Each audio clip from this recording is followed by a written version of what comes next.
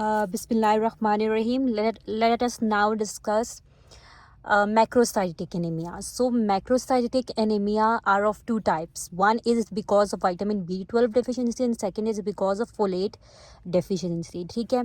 अब for example मैं vitamin B12 का एक थोड़ा सा सिनेरियो डिस्कस करती हूँ कि पेशेंट लेथार्जिक होगा फॉर मंथ्स, ठीक है, like 5 months, dyspnoea on exertion, उसमें टिंगलिंग सेंसेशंस भी है, tingling sensation of feet and difficulty walking. Haemoglobin उसका 5.6 है, वाइट ब्लड सेल्स भी थोड़े कम है और प्लेटलेट्स भी थोड़े कम है, मतलब थोड़ी सी पैनसाइटोपिनिया की पिक्चर आएगी, ठीक है। डायग्नोसिस क्या है इसका? Vitamin B12 deficiency. In case of vitamin B12 deficiency आपके पास सारे साइन एंड सिम्टम्स तो होंगे, ठीक है। एक तो आपके पास लिथार्जी वगैरह तो होगी, एनीमिया के सिम्टम्स होंगे, साथ में आपके पास थोड़ी C central nervous system involvement होगी, टिंगलिंग सेंसेशन और थोड़ी सी पैनसाइटोपिनिया की पिक्चर आ सकती है, और मैक्रोसाइटिक एनीमिया होगा, ठीक है। मैक्रोसाइटिक एनीमिया MCU ये मोर देन 100 विटामिन B12 में। और मेगैलोब्लास्टिक मैक्रोसाइटिक एनीमिया भी होता है, ये मेगैलोब्लास्टिक भी होता है।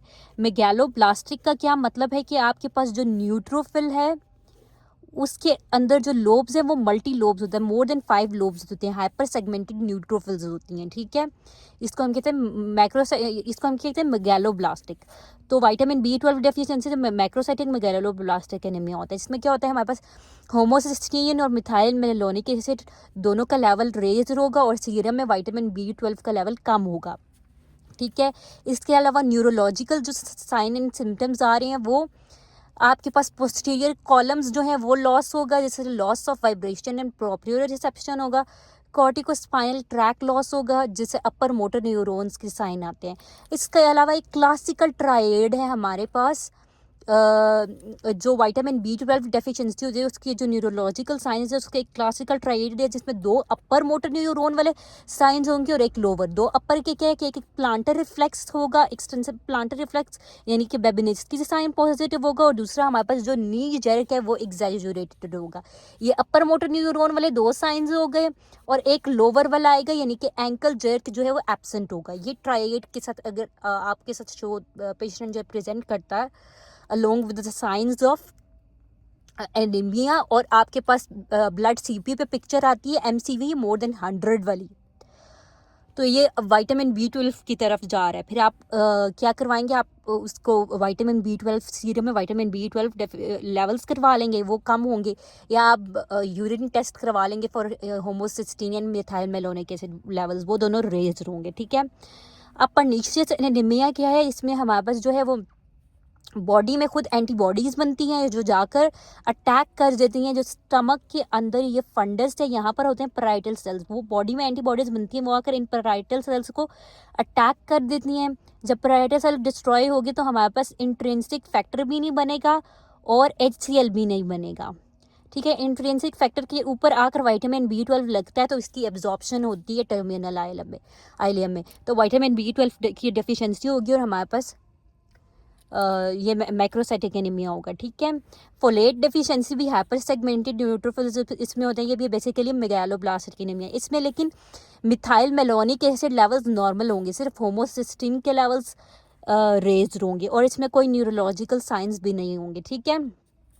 फोलेट के स्टोर्स जो हैं वो बहुत जल्दी डिप्लीट कर जाते हैं with in 3 to 6 months, while vitamin B12 stores जो हैं वो मोर देन 3 years लास्ट करते हैं, ठीक है। फोलेट आपको ग्रीन लीफी वेजिटेबल से मिलता है, vitamin B12 animal derive food से, ठीक है। जब भी अगर आपको लगे कि इस पेशेंट में विटामिन B12 और फोलिक एसिड दोनों की डेफिशिएंसी, तो पहले हमेशा ट्रीट करें विटामिन B12 की डेफिशिएंसी को, ठीक है। बिकॉज अगर आप पहले फोलेट को कर देंगे तो वो फर्दर आपके पास जो न्यूरोलॉजिकल कॉम्प्लिकेशंस है वो फर्दर ख़राब होंगी, वर्सनिंग ऑफ न्यूरोलॉजिकल कॉम्प्लिकेशन होगी, इसलिए पहले हमेशा विटामिन B12 की डेफिशिएंसी को ट्रीट करें फिर फोलेट की, ठीक है।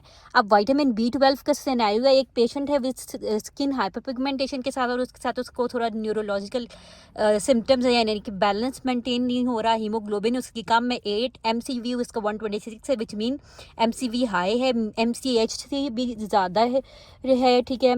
और सीरम में आयरन जो है which is almost normal, ferritin भी नॉर्मल है। मेगैलोब्लास्टिक ये क्या है हमारे पास, मेगैलोब्लास्टिक एनीमिया, ये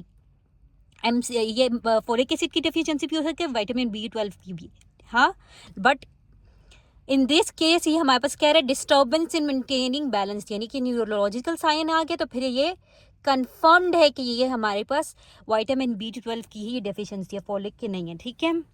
अब 40 ईयर ओल्ड मेल है हमारे पास, anaemia, numbness of extremities, again neurological sign आ गया, माइल्ड अनकॉन्जुगेटेड हाइपरबिलिरुबिनेमिया, बाकी वही हीमोग्लोबिन 8.6 है, MCV उसका थोड़ा सा रेज्ड है, suffering from vitamin B12 deficiency, tingling आ गया, वही glossitis vitamin B12 deficiency. Another MCQ we have is कि एक 35-year-old फीमेल है, weakness, palpitation, breathlessness on exertion, tingling of feet है, डिफिकल्टी वॉकिंग, और थोड़ी सी पैनसाइटोपिनिया की पिक्चर है, प्लेटलेट काउंट थोड़ा कम है, ल्यूकोसाइट्स भी थोड़े से कम है, और हीमोग्लोबिन भी कम है, विटामिन B12 डेफिशिएंसी, पेलर है, नमनेस ऑफ एक्सट्रीमिटीज, माइल्ड अनकॉन्जुगेशन, ये विटामिन B12, वही थोड़ा सा पैनसाइटोपिनिया वाले साइंस है, तो ये विटामिन B12 की डेफिशिएंसी। एक सिनेरियो विटामिन B12 का, patient has loss of sense of vibration और प्रोप्रियोसेप्शन दोनों होंगे, ठीक है। Megaloblastic anaemia with degeneration of spinal cord, कौन सी डेफिशिएंसी, कोबालामिन की विटामिन B12, ठीक है। पेशेंट प्रेजेंट किया with lethargy, fatigue, pallor, MCV उसका 132 है। डाइट वो ले रहा है राइस एंड फिश की, ठीक है, यानी कि उसमें आमतौर पे जो है वो डेफिशिएंसी है उसके एनिमल सॉर्ट्स की, जो रेड मीट है उसकी डेफिशिएंसी है, तो ये हमारे पास विटामिन B12 डेफिशिएंसी है।